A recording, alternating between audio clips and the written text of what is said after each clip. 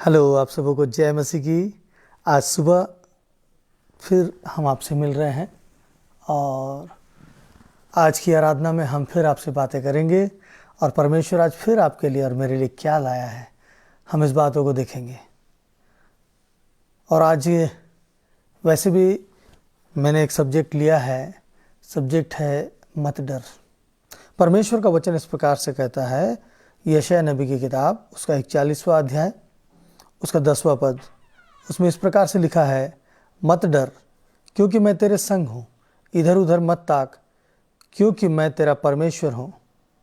मैं तुझे दृढ़ करूँगा और तेरी सहायता करूँगा, अपने धर्म में दाहिने हाथ से मैं तुझे संभाले रहूँगा। प्रभु परमेश्वर आपकी स्तुति हो। आपने इतनी हिम्मत देने वाली बात, हिम्मत देने वाला वचन आज आपने हमें दिया है। पवित्र सामर्थी पिता परमेश्वर, आपके लिए हम धन्यवाद देते हैं। तो मित्रों, यहाँ लिखा हुआ है, मत डर क्योंकि मैं तेरे संग हूँ, इधर उधर मत ताक क्योंकि मैं तेरा परमेश्वर हूँ। आप सोच रहे होंगे कि मैं सिर्फ वचन में चल रहा हूँ, तो लीजिए मैं कहानी लेके आता हूँ मत डर के विषय में। एक राज्य में, एक छोटा सा राज्य, एक बड़े राज्य के नज़दीक में एक छोटा राज्य था। पड़ोसी राज्य बहुत बड़ा था और छोटे राज्य में उस राजा के गुप्तचरों ने संदेश लेके आया कि महाराज, बाजू का जो बड़ा राज्य है वो हमारे ऊपर चढ़ाई करना चाह रहा है। उन लोगों ने अपना पूरा प्लान तैयार कर लिया है और उनकी विशाल सेना जो है, वो विशाल सेना हमारे ऊपर चढ़ाई करेगी और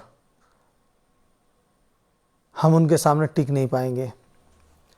और इस बात को जब वो उनके गुप्तचर बताते हैं तो राजा चिंतित हो जाता है, बड़ी चिंता की मुद्रा में राजा हो जाता है। और उसके बाद राजा रात भर सोचता है कि क्या करेंगे, क्योंकि उनकी इतनी बड़ी सेना है, उस सेना से लड़ाई करना हमारे लिए संभव नहीं है। और उसने अपने खुदा पर विश्वास किया और सोचने लगा। दूसरे दिन उसने अपने प्लान को सारे मंत्रियों को, सबको बुलाकर बताया कि क्यों ना हम ऐसा करते हैं, क्योंकि यदि वो राज्य हम पर चढ़ाई करेगा तो हमारा तो बचना संभव है ही नहीं, हम सारे मारे जाएंगे। और जब मरना ही है तो क्यों ना हम पहले उनके ऊपर चढ़ाई कर दें। और सब घबरा जाते हैं कि इतने बड़े राज्य में हम उनके ऊपर चढ़ाई कैसे कर सकते हैं, वो तो बहुत बड़ा राज्य है, उनकी सेना बहुत बड़ी है। तो राजा ने कहा कि देखो, अभी वे तैयारी ही कर रहे हैं, इससे पहले कि वे तैयार हो जाए हम चढ़ाई कर देते हैं। मृत्यु तो हमारे गले में है और हम मरने ही वाले हैं, और मरने से पहले अगर हम एक प्रयास करेंगे तो हमारे बेहतर होगा। क्यों ना हम अच्छा प्रयास करें।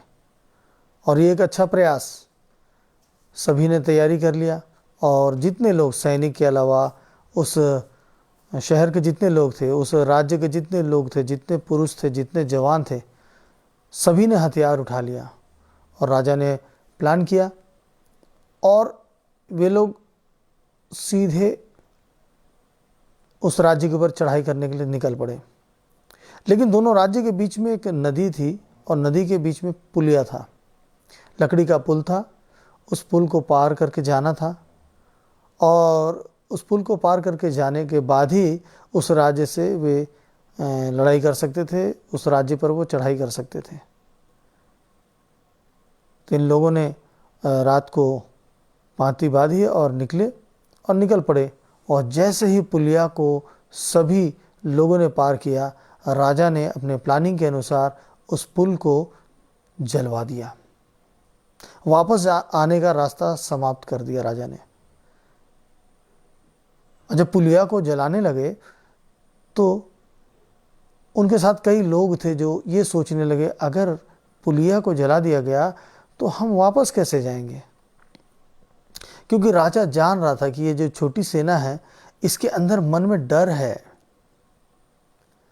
और ये डर को अगर जीतना है तो हमें वापसी का रास्ता को बंद करना होगा। और जब वापसी का रास्ता बंद हो जाएगा तो मन में एक खौफ खत्म हो जाएगा, डर खत्म हो जाएगा। अगर हमारे पास जाने का कोई रास्ता ही नहीं है तो क्यों ना हम पहले लड़ाई करें पूरी ताकत से, पूरी शक्ति से, क्योंकि वैसे भी हम वापस जाने के लिए हमारे लिए कोई अभी साधन नहीं है। और उसके बाद ये लोग चढ़ाई करते हैं और चढ़ाई करके उनकी सेना को तहस नहस कर देते हैं। और उसका नतीजा ये होता है कि इनका राज्यपाट बच जाता है।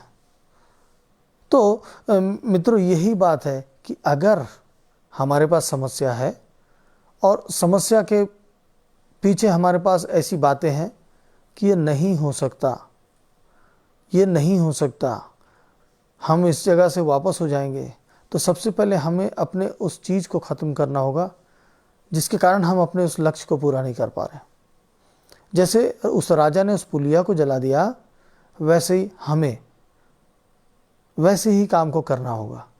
अपने विचार को, अपने सोच को शांतिपूर्वक ढंग से सोचना होगा कि ऐसी कौन सी बात है जिससे मैं उस परेशानी का लड़ाई नहीं कर पा रहा हूँ, ऐसी कौन सी बातें हैं जिससे मैं ये कर नहीं पा रहा हूँ।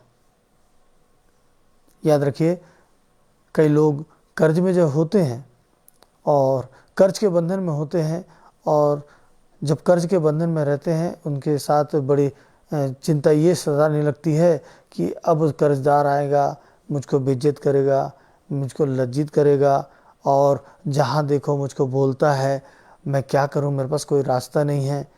और ऐसा करके जब हमें हमारे अंदर से एक रास्ता, एक बात निकलती है कि शैतान की शक्तियों ने जो हमें घेर रखा है, जिसके फंदे में हम पड़ चुके हैं, तो एक बात निकलती है कि अब तेरा क्या होगा, तेरा इज्जत तो नाश हो जाएगा, अब तो कुछ नहीं कर सकता। और आप और मैं उसी मुसीबत को अपने गले में लेकर छुपने का प्रयास करते हैं, कहीं हम उसके सामने न पड़ जाएं, छुपने का प्रयास करते हैं, और इसका नतीजा हमारे लिए डिप्रेशन को ले आता है। कई लोग इसको सह नहीं कर पाते और क्या करते हैं, अपने आप को नाश कर देते हैं। रास्ता है, लेकिन हमें लड़ना है उस समस्या से, हमें उसका सामना करना है। लेकिन जब सामना हम नहीं कर पा रहे, उसका कारण होता है कि हमें अपने इज्जत और सम्मान के नाम से हमें जो शक्तियां डरा रही है उसका सामना करना, उसको पहले समाप्त करना, और उसके बाद उस चीज़ का सामना करना, तो जीत हमारे पास है। प्रभु आप सबको इन वचनों के द्वारा बहुत आशीष दे। मैं समझता हूँ कि ये जो किस्सा है, ये जो कहानी है, इसके अलावा भी मुझे कुछ बात बोलना चाहिए। जब कर्ज की बात निकली है तो मैं एक और कहानी आपके सामने रखता हूँ। वो कहानी इस प्रकार से है कि एक व्यापारी है, एक साहूकार से वो कर्ज लेता है और कर्ज नहीं चुका पाता है, और वो साहूकार उसको बहुत परेशान करने लगता है, बहुत परेशान करने लगता है। और ये व्यापारी परेशान हो जाता है, उसका व्यवसाय धीमा चल रहा है, बहुत मुश्किल हो रही है। और उस व्यापारी की एक सुंदर सी बेटी होती है, एक बेटी थी उसकी, और ये जो साहूकार है ये दिखने में कुरूप था और इसका उम्र अधेड़ उम्र से ज़्यादा था। उसने कहा कि यदि तुम अपनी बेटी से मेरा ब्याह करा दोगे तो मैं तुम्हारे सारे कर्ज को माफ़ कर दूंगा। व्यापारी करता क्या, उसे कुछ समझ में नहीं आया। उसने अपनी बेटी से बातें की कि बेटा ऐसी बातें हैं, क्या किया जाए। अब बेटी के पास भी दुविधा, उसके पास ऐसे दोनों रास्ते जो नाश की ओर ले जाते हैं, उसका विवाह या अपने पिताजी का कर्ज उतारना।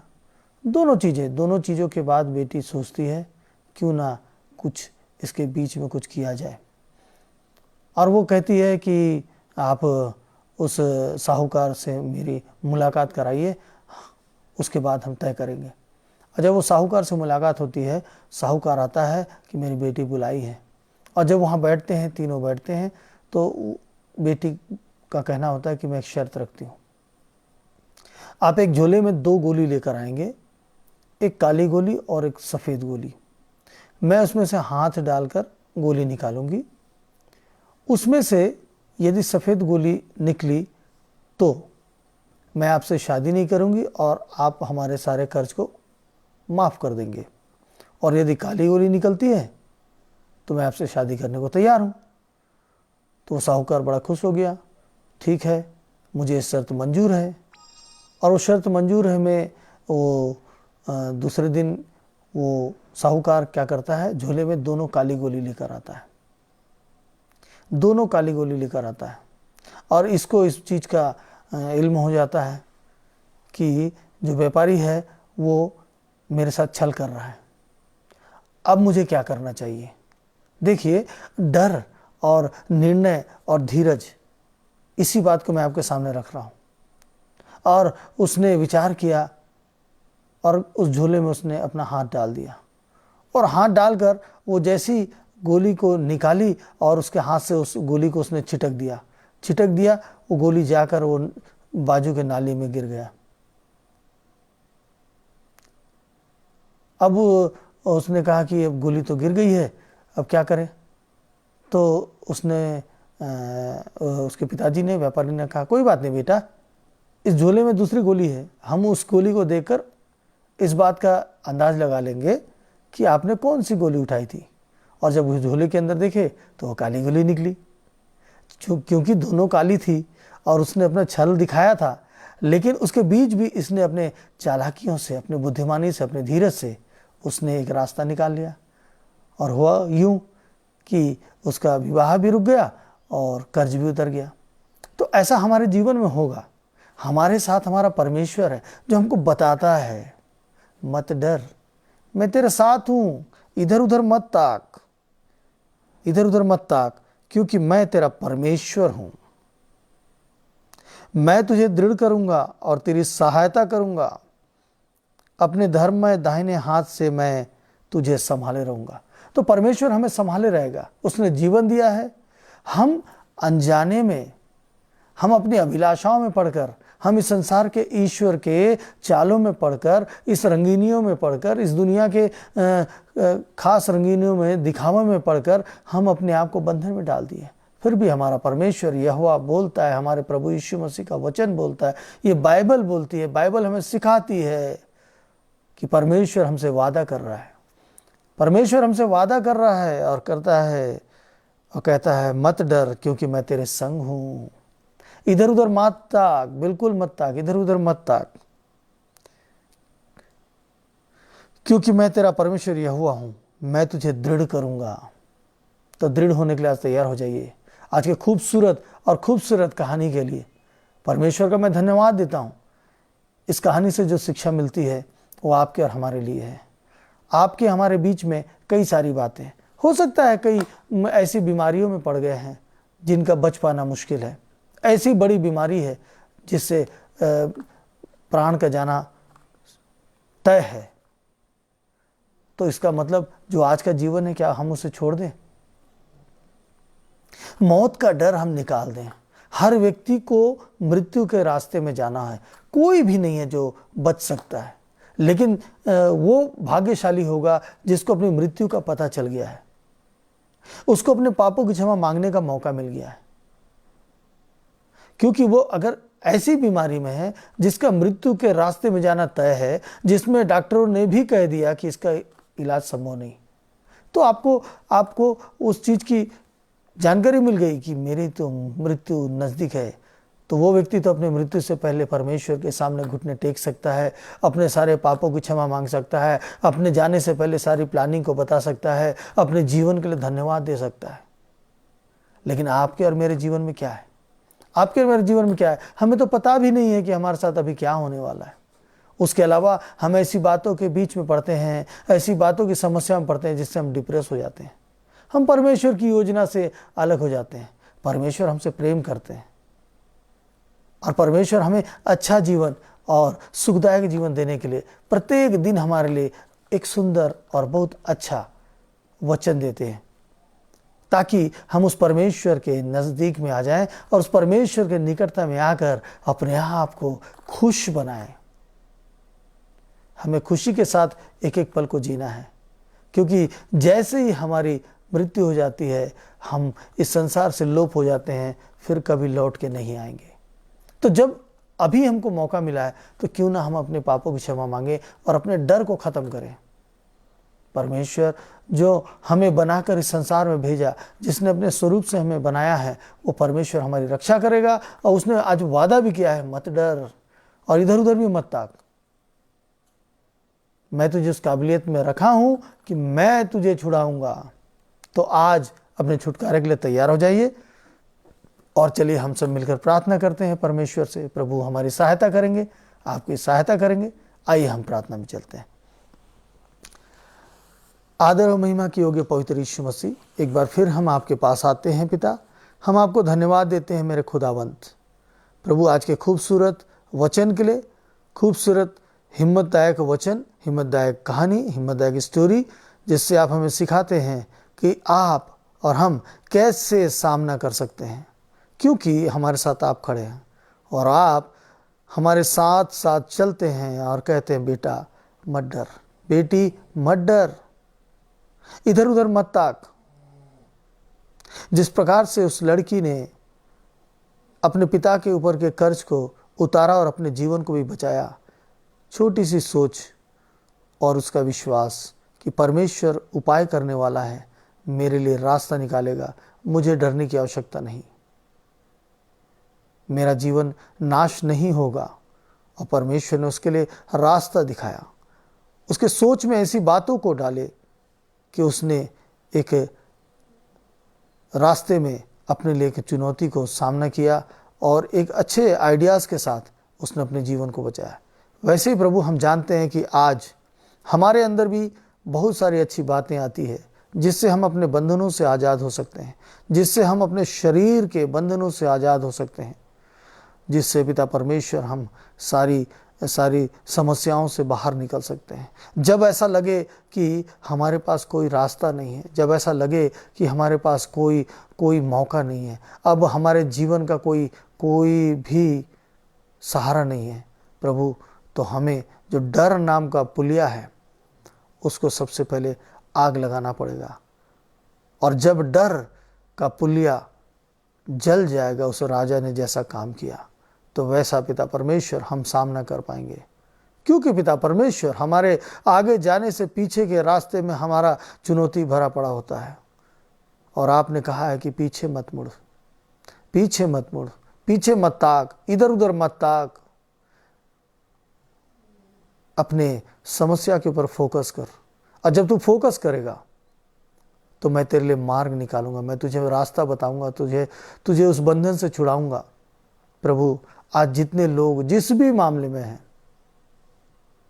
चाहे शैतानिक संगति में पड़े हुए हैं, दुष्ट आत्माओं से जकड़े हुए हैं, उनके दुष्ट आत्मा उनको झकझोर करती है, उनको रुलाती है, उनके जीवन को नर्क बना के रखी है, प्रभु उससे भी छुड़ाने के लिए आप खड़े हैं। और पिता परमेश्वर, उनको आप शिक्षा दे रहे हैं कि बेटी बेटा तुम ऐसा करो जिससे कि तुम इन शक्तियों से जीत जाओगे। कई लोग नशे में हैं, नशे के बंधन में हैं और वो छुटकारा पाना चाहते हैं।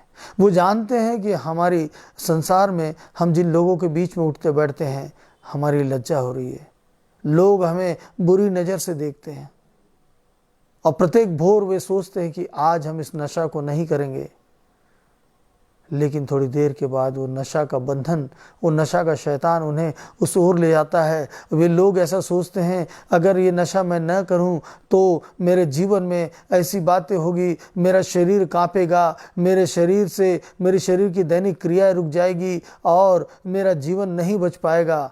ऐसा भय उनके अंदर आता है। प्रभु, उनके अंदर से डर, ये भय दूर कर दीजिए। उनके मन में वो बात डालिए कि आज मैं इतना प्रबल हूँ क्योंकि परमेश्वर यहोवा मेरे संग खड़ा है। आज अगर मैं इस नशे को नहीं लूँगा तो भी मैं जीत जाऊँगा। मेरी लड़ाई मेरे नशे के साथ है। मैं अब थक चुका हूँ, अपने लोगों के बीच में बेइज्जत होते थक चुका हूँ। मैं कहीं गिरा पड़ा रहता हूं, मैं शर्मिंदा होकर थक चुका हूं, आज मैं इसका सामना करने को तैयार हूं।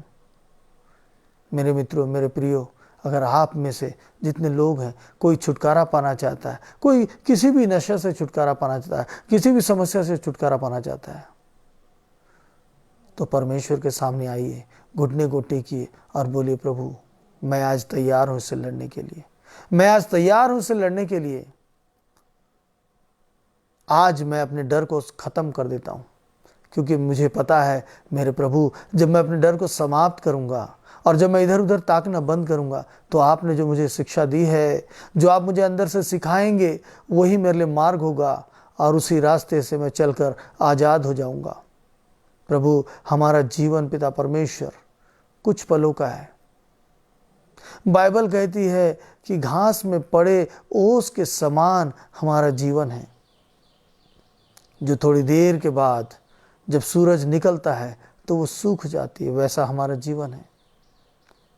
प्रभु, इस जीवन में पिता परमेश्वर हमें कई सारे बातों को लेकर आना है। इस जीवन में पिता परमेश्वर हमें कई सारी बातों को, कई सारे फलों को लाना है। मेरे प्रभु जी, आपकी आज्ञा का पालन करना है। आपने हमें भेजा है, यूं ही नहीं भेजा कि हम इस संसार में रोते बिलखते रहें। आपने हमें यूं ही नहीं भेजा है कि हम अपनी समस्याओं के फंदे में पड़े रहें।